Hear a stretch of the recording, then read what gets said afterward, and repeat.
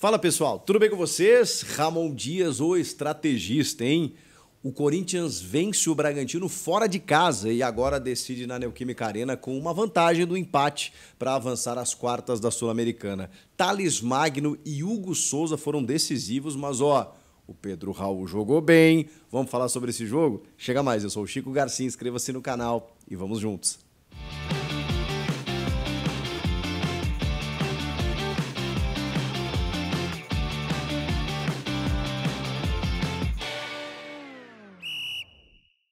Que vitória, meus amigos, sobre o Bragantino, fora de casa, né? Como visitante, mas Ribeirão Preto, muitos corintianos, uma ótima vantagem para decidir em casa na semana que vem. E olha, muita gente não imaginava, até pelas dificuldades que o Corinthians enfrentou contra o próprio Red Bull Bragantino no fim de semana. Mas jogo de Copa é outra parada. E o Ramon Dias manteve a estratégia que deu certo contra o Grêmio, quando ele amarrou o time do Grêmio em 2 jogos. E é isso, você pensa num jogo, pensa na volta, como utilizar o teu elenco, tem que cuidar do brasileiro. Tudo isso o Ramon Dias fez nessa partida e utilizou jogadores que não vinham jogando, como aconteceu contra o Grêmio também. E aí tem algumas coisas que a gente precisa entender por que deu certo. No brasileiro, ele está desfazendo a linha de 3. E a linha de 3 zagueiros, ela tem sido muito efetiva. Só que sem o André Ramalho, sem o Rodrigo Garro, sem o Coronado, sem vários jogadores, né, que a gente possa entender. O próprio Romero estava fora, né? Estou falando de jogadores potencialmente titulares, não necessariamente que deveriam ser nesse momento. Não sei se vocês me entendem. De qualquer forma, acho que tem muita coisa para tirar desse jogo para entender, opa, esse cara merece uma chance, esse aqui tem que ir para o banco, esse aqui pode ter mais sequência. Vamos lá, vamos do começo, com a escalação, com o Hugo Souza no gol e uma escalação bem interessante, né? Porque ele mantém a linha de 3 e aí a gente já começa a perceber que essa linha de 3 ela tem surtido efeito e no brasileiro, quando ele desfaz essa linha, o time tem deixado alguns espaços, porque está muito adaptado, curioso, né, a jogar nesse sistema. Sem o André Ramalho, ele bota o Kaká, o Félix Torres e o Gustavo Henrique, abre os 2 alas, o Mateuzinho e o Bidu, meio de campo com o Ranielli e o Charles, e aí 3 atacantes, com o Pedro Raul, o Giovani pela direita e o Thales Magno pela esquerda. Foi interessante ver esse Corinthians. Por quê? Porque o Bragantino é um time de toque de bola, é um time de posse de bola, é um time de circulação de bola e é um time que tem velocidade quando precisa. Mas o melhor do Bragantino é quando ele explora contra-ataques, né? Porque ele tem jogadores rápidos pela beirada. O Caixinha até mudou um pouco em relação à escalação que entrou em campo no final de semana pelo Brasileiro, como, por exemplo, né, o Mosquera, que foi titular dele em São Paulo, dessa vez começou no banco e entrou no segundo tempo no lugar do Vinicinho, que foi o titular. O próprio Vitinho também foi um titular dele, entrou no segundo tempo no lugar do Elinho. O Lincoln foi titular aqui em São Paulo, dessa vez o John. Ele mudou algumas peças ali do meio para frente, mas foi um Bragantino, obviamente, né, que teve um pouco mais da bola. E aí, essa escalação que o Ramon adotou, ela era uma escalação que poderia fazer com que o time saísse rápido para o contra-ataque, numa transição. Bastava o Corinthians ser efetivo, como não vinha sendo nos últimos jogos. E foi. E esse aqui é o detalhe. Gente, o primeiro gol, ele é uma reposição fantástica, fabulosa, exuberante, magnânima do goleiro Hugo Souza. Aliás, que goleiro, hein? Que goleiro o Corinthians conseguiu contratar. Já falei sobre isso, né? No meio de um imbróglio todo, em que o Corinthians perde o Cássio e o Carlos Miguel ao mesmo tempo, vai buscar em Portugal um goleiro que eu fui contra. Eu falei, caramba, poxa, se é para trazer, traz um goleiro afirmado, não um cara que era contestado aqui. Calou minha boca em pouquíssimos jogos. Não importa o que vai acontecer daqui para frente, ele já calou minha boca, e talvez de muitos, porque maduro, personalidade, liderança, capitão hoje, muito efetivo. Assim, cara, tá defendendo, tá pegando muito, tá resolvendo, tá garantindo vitórias e resultados para o Corinthians. E a reposição de bola dele hoje, nesse gol, não é que ele rifou a bola, sabe? Não é que ele lançou a bola para o campo de ataque e vamos ver o que acontece, ou mesmo em direção ao atacante, ao Thales Magno, não. Ele chuta a bola quase que rasante, rasteira, ela vai no pé do Thales, que está partindo em contra-ataque com a defesa do Bragantino desguarnecida. E aí o que ele faz? E aí eu preciso valorizar outro jogador, Pedro Raul. Pedro Raul, eu até falei na live que o seguinte, é claro que o Pedro Raul apresentou dificuldades nos momentos em que ele teve oportunidade. Isso É inegável. Como o Yuri Alberto, que é o artilheiro do time na temporada, que também perde alguns gols que a gente pensa, meu Deus do céu. A crítica pontual ela faz parte. Mas tem algo que prejudicava muito o Pedro Raul, que era o momento em que ele entrava nos jogos. Normalmente no desespero, para a galera fazer chuveirinho na área, e muitas vezes nem acertavam os cruzamentos, e ele não recebia uma bola. E ele entrava faltando 5 minutos, 2 minutos, 7 minutos, não conseguia fazer muita coisa. Era difícil. Dessa vez ele ganhou um jogo para ele. Ele recebeu uma chance como titular, quando ninguém mais imaginava. Pedro Raul está meio que Corinthians buscando centroavante no mercado, e o Pedro Raul ali. Custou caro, não sei o quê e tal, bota ele de titular, num jogo decisivo.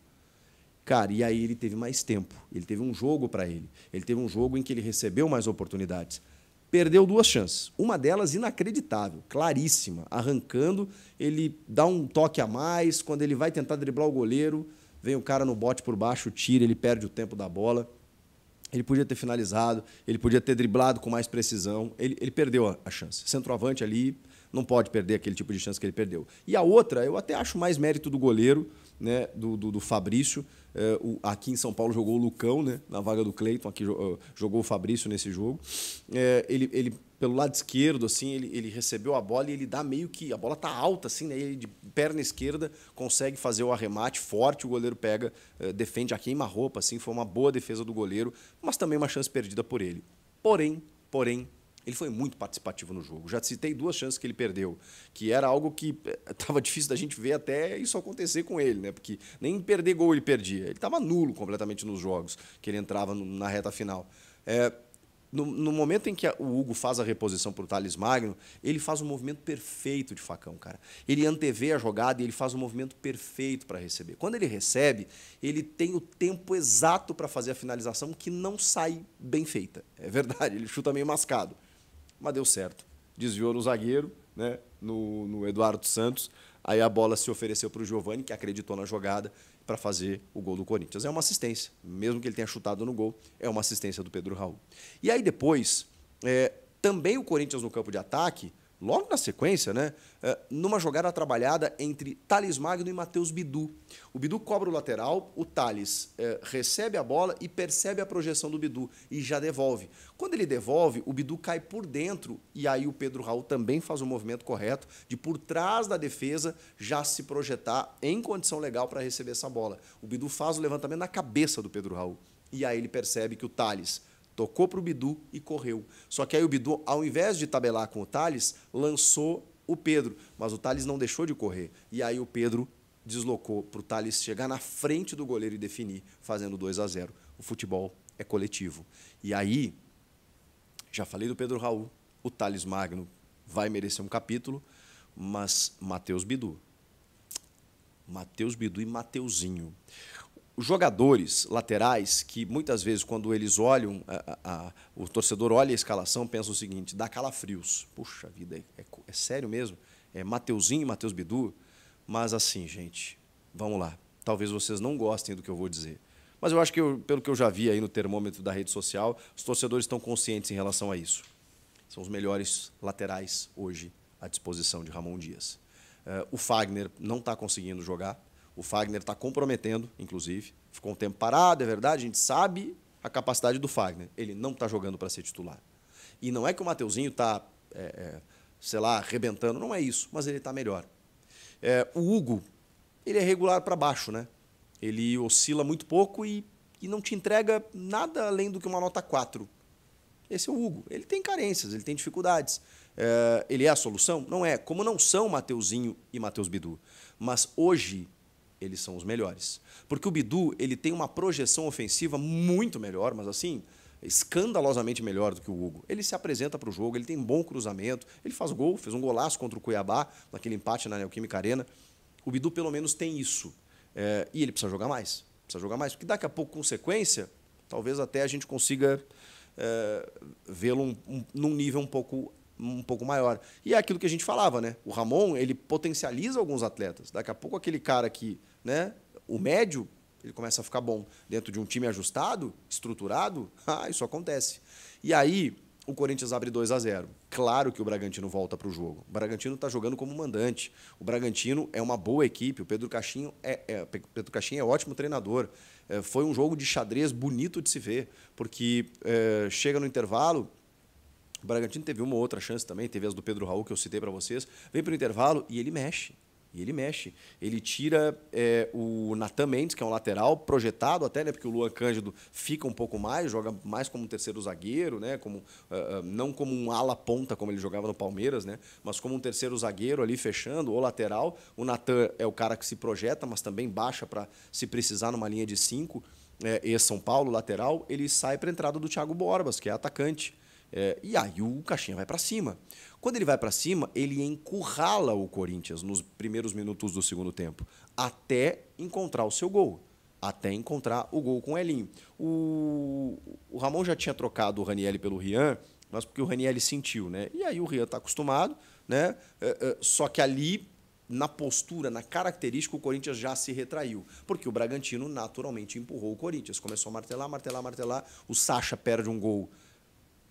O Hugo faz uma defesa espantosa no chute na cara do Sacha. O Sacha cara a cara com ele. Ele faz uma defesa levantando o braço, assim, de muito reflexo. E aí, na sequência, o Elinho, né, sempre o Elinho, acabou aproveitando a oportunidade. Bom, ali o jogo fica perigoso, porque você abriu 2-0, muito cedo no segundo tempo, 10 minutos, o Bragantino faz o 2-1, e aí você corre o risco de, daqui a pouco, né, não conseguir segurar essa vantagem. E o Ramon... que pode ser a única crítica que eu faço a ele, é que ele resolve abdicar do jogo. Quando ele tira o Charles e coloca o André Ramalho de volante. O André é zagueiro, mas ele entrou como volante, mas ele é zagueiro. Então, visivelmente, foi para se defender. Ele não coloca nenhum escape de velocidade, a não ser o Pedro Henrique, que não é um escape de velocidade, um cara que tem velocidade, mas ele não é um velocista. Ele entra lá na reta final no lugar do Giovani, mas ele deixa o Wesley no banco, por exemplo. O Coronado ele prefere não usar, mas em características de escape de velocidade seria o Wesley para esse jogo, para, sei lá, tentar especular alguma coisa e fazer um terceiro gol. Ele prefere não fazer isso. Pode ser por uma questão do Wesley, né, que tem proposta e tal, que está com a cabeça já em outro lugar, mas na prática o que aconteceu foi que o Corinthians se retraiu e esperou o adversário. E aí se preparou para sofrer. Foi o que aconteceu. O Bragantino em cima, e o Corinthians muito bem postado, com jogadores ali com a sua linha de 5, mais o André Ramalho ali na frente, né, como um zagueiro volante. Cara, funcionou. E a estratégia deu certo. E aí, o que a gente vai dizer? O Corinthians conseguiu uma vantagem para decidir em casa na semana que vem. Jogando bem, jogando melhor, sofrendo porque o adversário enfim, um time interessante, mas entendendo o seu tamanho, a sua necessidade, a sua dificuldade e as suas valências. E promovendo no time alguns jogadores que podem ter uma sequência daqui para frente. Talvez a gente precise ver mais minutos do Pedro Raul. Talvez a gente precise ver mais uma sequência de Mateuzinho e Matheus Bidu nas laterais. E talvez a gente precise entender que quando você contrata, você traz soluções para o teu time. Uma é o goleiro Hugo Souza, a outra é o André Ramalho, zagueiro, a outra é o Alex Santana, que lamentavelmente machucou, mas resolveu o problema do meio-campo enquanto foi titular, e a outra é o Thales Magno, que não tem um jogo inteiro pelo Corinthians e já tem 2 gols. Porque é um cara que chegou com fome, chegou querendo resolver. E aí é visível. Ele se apresenta para o jogo. Como é bom ver um jogador se apresentando para o jogo, não se escondendo do jogo. Esse é Thales Magno, que rapidamente já caiu nas graças do torcedor. Por quê? Porque ele está afim de jogo. E, irmão, quando você está afim no Corinthians, a torcida reconhece. É o que está acontecendo com o Thales Magno. Vai voltar o Yuri, acho que eles poderão fazer uma boa dupla. O Garro acabou entrando nos minutos finais. O Garro é titular, o Yuri é titular, o Thales Magno tem que ser titular. Esses laterais merecem mais chances. O Hugo é titular absoluto. A linha de 3 tem o André Ramalho e não o Gustavo Henrique. E aos pouquinhos a gente vai entendendo qual é o time ideal do Corinthians. Para o final de semana, contra o Fluminense, fora no Brasileiro, tem que ganhar. E aí você mistura. Pega jogadores que atuaram nesse jogo e pensa, esse cara merece mais uma chance. E outros que não jogaram hoje, que são titulares, do tipo, tá, esse volta para o time. É assim que você vai lidando, gerenciando, é assim que Ramon Dias está fazendo. E olha, eu estou muito satisfeito com o trabalho dele até aqui. O que vocês acham? Comenta aqui, inscreva-se no canal e eu volto na próxima. Tchau!